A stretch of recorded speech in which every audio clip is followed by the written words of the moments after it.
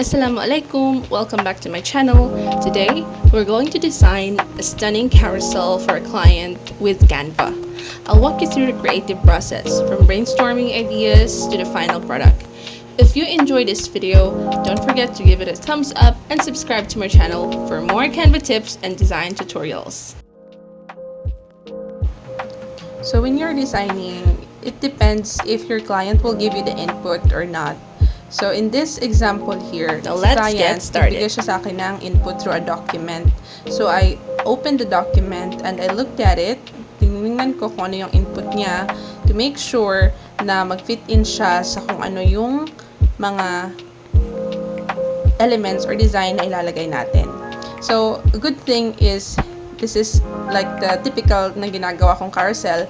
So what I did is I went to Canva and I duplicate the file. And then duplicate ang file. Then, all I did is I just copy and pasted kung ano yung nasa document na nakikita nyo sa screen nyo. So, ganun lang ka-easy. Ganun lang ka-simple. At the beginning, especially kung bago pa kayo sa client nyo, may mga times na mag-a-adjust pa kayo. But, eventually, pag nakuha nyo na lang yung gusto nila, is madali na lang siya. Gawa na lang kayo ng template, copy-paste nyo na lang yung mga input na ibibigay niya sa inyo.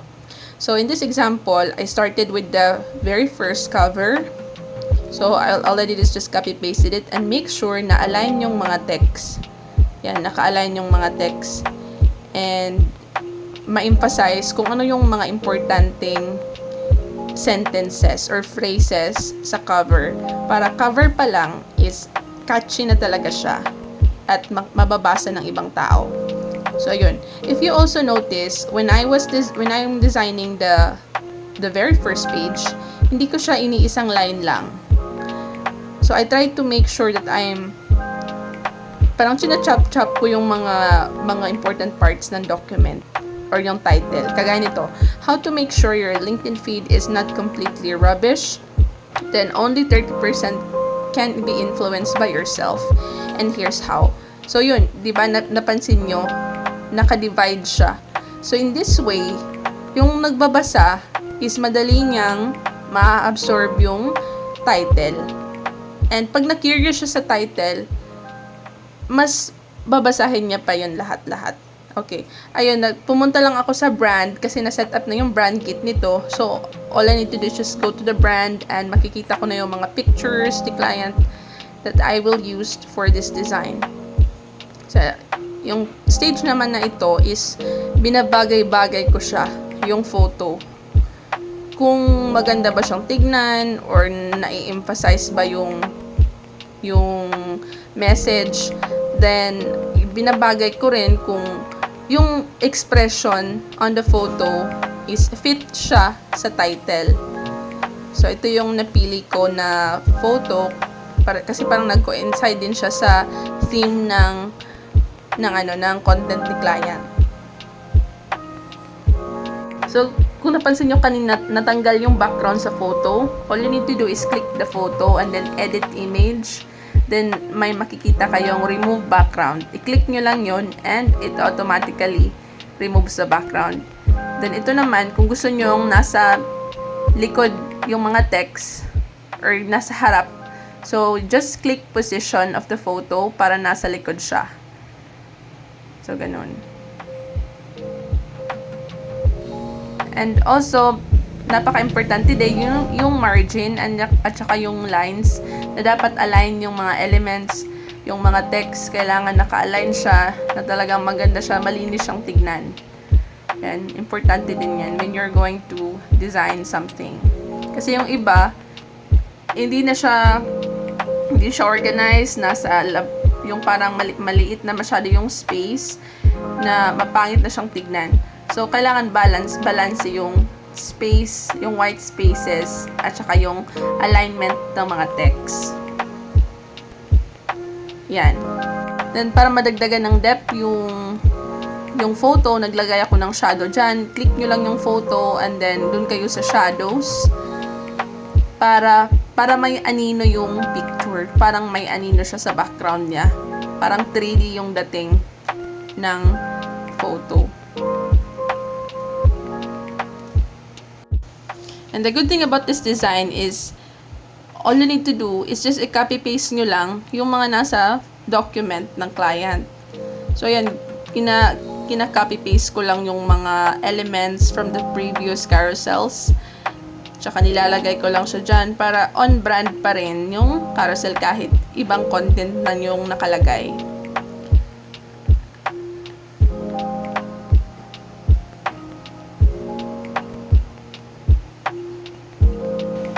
So, sa next pages na naman tayo.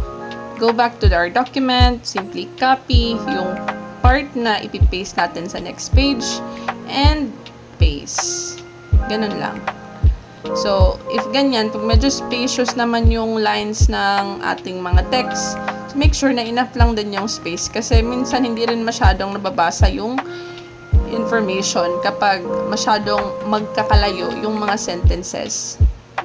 So, copy-copy lang, ganun lang ka-easy, o diba? Basta i-master nyo lang talaga yung mga yung paano i-arrange yung elements, yung pagbagay ng colors, yun lang naman talaga importante pag nag-start ka pa lang ng mag-design using Canva. Yeah. So, yun siya. Just drag, madali lang siyang i-maneuver yung mga text box niya. Yun, adjust na natin yung line spacing para malinis siyang tignan at organize yung mga information sa loob. And then yan.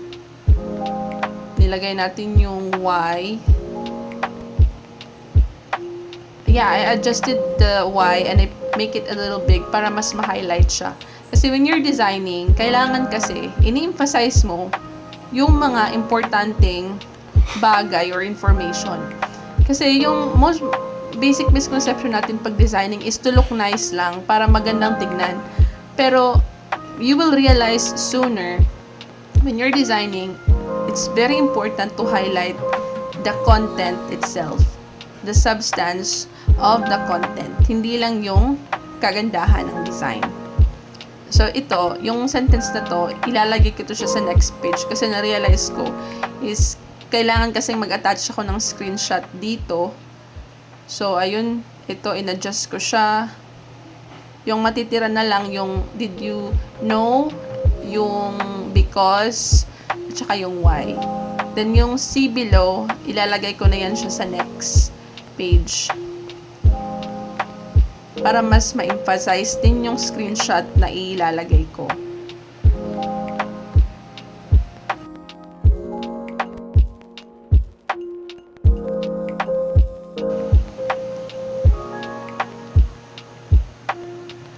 So, ginugol ko yung screenshot kasi hindi nagbigay si client, nagbigay lang siya ng instruction. So, kailangan talaga pag ganun, ikaw talaga yung maghahanap ng mga screenshots na yun. So, nilagay ko dyan, sinanap ko sa LinkedIn yung screenshot, and then,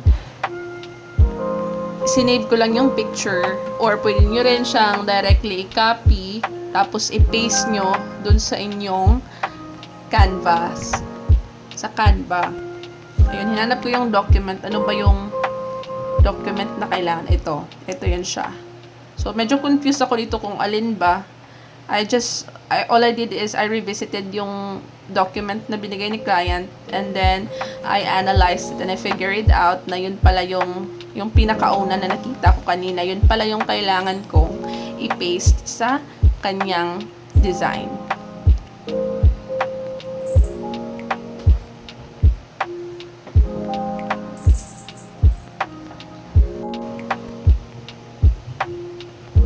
So, binasa ko muna siya. Inintindi ko talaga. Baka magkamali ako. It's okay naman. It's okay. Kasi may mga ibang client is naiintindihan naman nila na hindi tayo perfect as graphic designers. But it's also your job to make sure na may initiative ka na gawin yung trabaho. Kahit na wala masyadong supervision from client.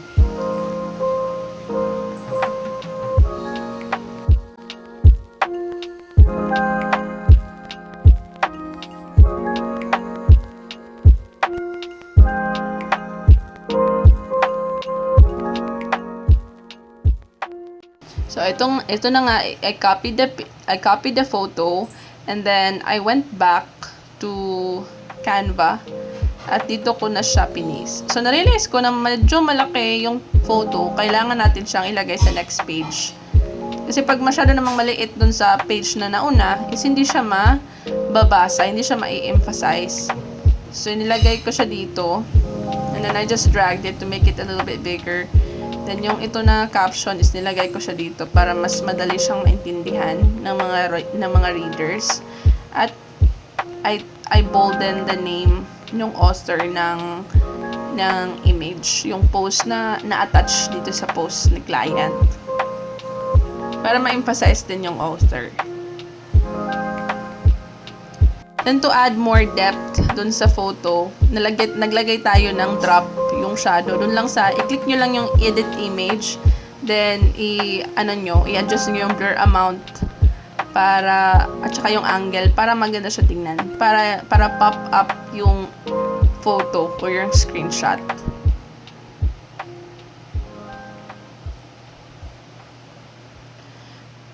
So, ganun lang.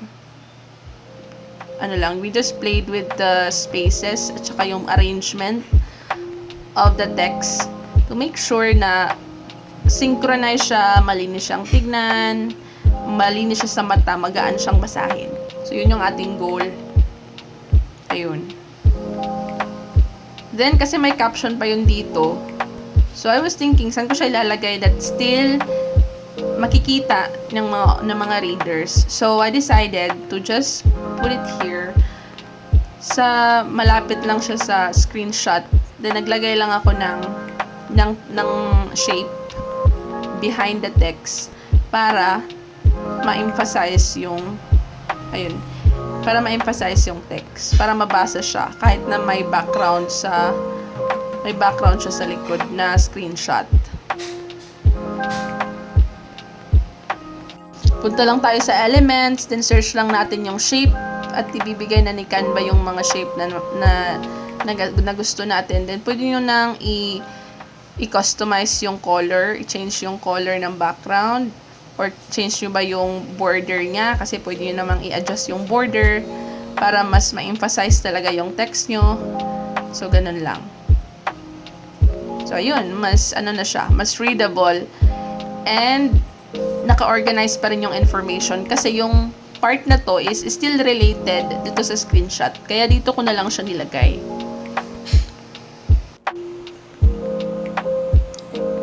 If you have other questions, pwede nyo ilagay sa comment yung mga questions, paano ba siya gawin, o yung mga trick sa Canva na gusto nyong malaman, i-comment nyo para magawan natin ng video. So, yun, naglagay din ako ng yung parang pin, parang notice ba? Ayun, di ba maganda yung effect? So, ibabagay lang natin yung elements na ilalagay natin sa ating mga screenshots para mas bagay at mas fitting siya sa design. And I just continued copy-pasting yung mga following informations.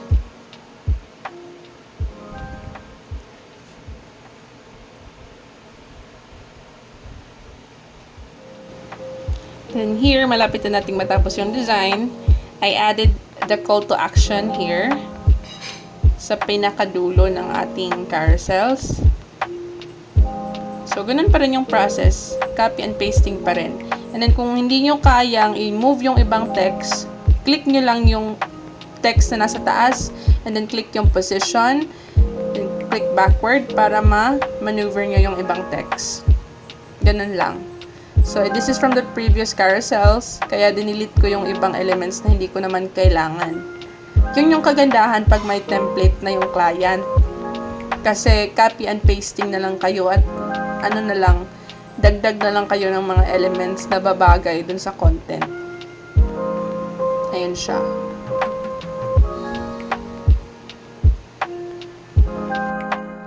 Dun papatlapit na tayong matapos sa design ito. So, I look at the overview ng mga carousels and I deleted, control lang yung keys, click control, then click nyo yung mga parts na hindi nyo na kailangan dun sa mga templates nyo. Then, delete that one para yung maiiwan is yung mga pages na kailangan nyo or na design na siya. Ayun. So, in this example, hindi ako satisfied sa part na to, kaya binago ko siya.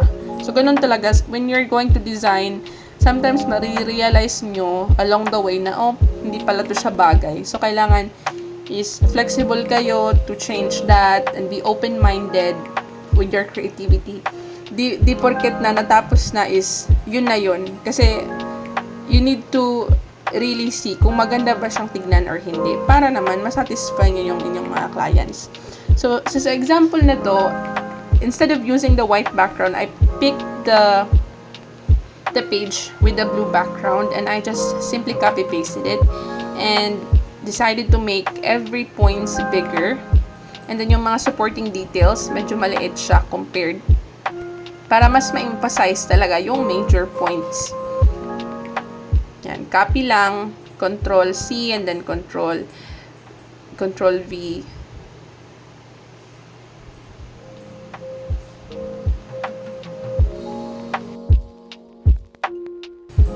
And almost finished na tayo. So if you can see, mas na-improve na siya compared dun sa white page lang. And then hindi masyadong naka-highlight yung mga importanting points. So kailangan is ma-highlight yung mga important details sa content. So dito, nag-try ako, I experimented kung ano ba yung itsura pag nilagay ko siya sa white background to see kung maganda ba siyang tignan. Ayun, naglagay ko ng blue na text. But I realize hindi siya catchy at hindi siya maganda compared dun kanina. So, inulit ko siya. I click Control Z para mabalik yung original niyang look. And what I did here is iniba ko yung design ng mga points.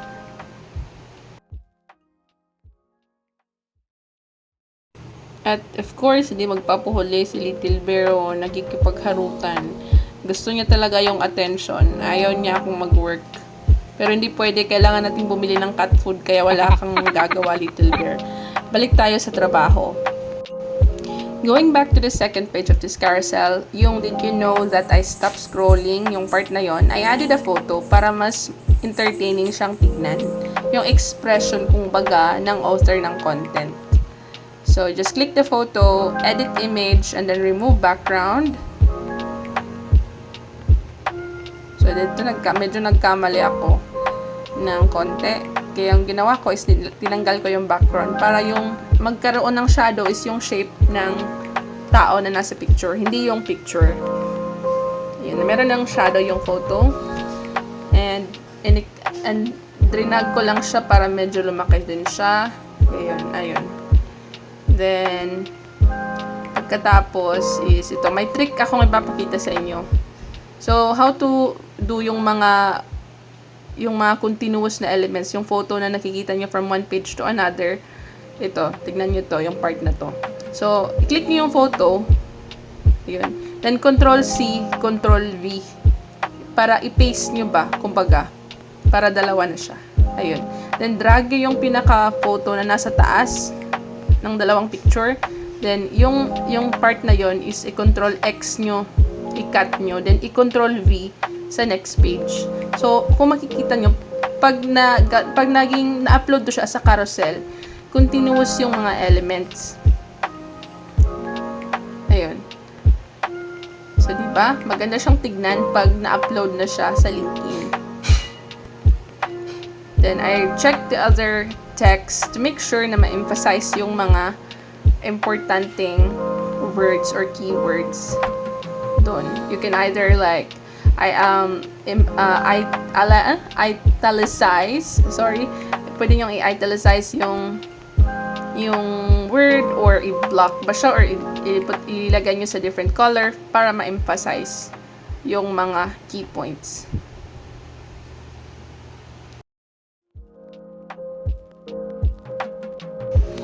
And then in this part here, mas in-improve pa natin. So, I tried to see if I can make it work. Naglagay ako ng shape. Punta lang kayo sa elements. Click nyo yung elements. And then, type in shape. Then, you click kung ano yung shape na gusto nyo. And ito, nag-experiment ako sa transparency and colors at saka sa font to see kung ano yung mas babagay at matitingkad yung design. Well, kahit na matingkad siya, madali pa rin siyang basahin at mai-engage rin yung mga tao na magbabasa. Hindi sila maboboard or mahihirapan sa pagbasa ng content. So, ganun lang. Control-C, Control-V lang yung gawin nyo. And then, kung halimbawa, yung first point is naka-center siya. So, kailangan center din yung the following points. And the rest of the text. Para neat siyang tignan.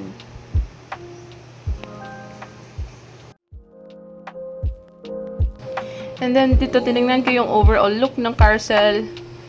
I decided na instead of white yung text dito, ginawa ko siyang blue, yung similar sa background. Kasi pag white and then yellow, hindi masyadong nababasa si white. Pag yung background is yellow. Kaya nilagay ko yung blue para mas madali siyang mabasa. And yung background naman ng text is yellow, gamit yung shape. And I just simply copy and pasted the shape for the rest of the key points on the next pages.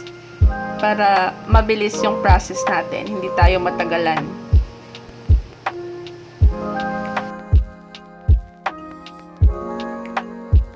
So, tapos na tayo.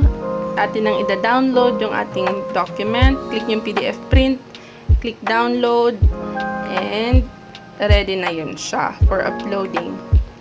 So, yung ginagawa ko, kasi nag-iiba kasi yung resolution or yung quality ng document kapag pinapasa nyo sa Facebook or WhatsApp or yung Messenger. So, yung ginagawa ko para ma-make sure na yung content nyo talaga is, or yung file is hindi siya masisira at maganda yung resolution, i-save nyo siya sa Google Drive or Drive na kung saan yun yung space nyo ni client na makikita nyo yung files yung dalawa. And then, yung isi-send nyo na lang is yung link ng file. Para siya na yung mag-download. Hindi na ikaw.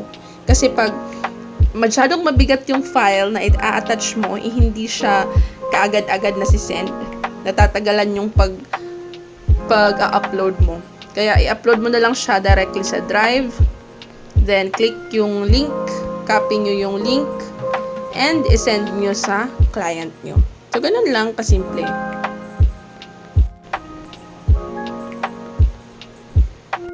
And I click the file to final check to make sure na loaded yung kanyang mga elements design na talagang wala siyang problem.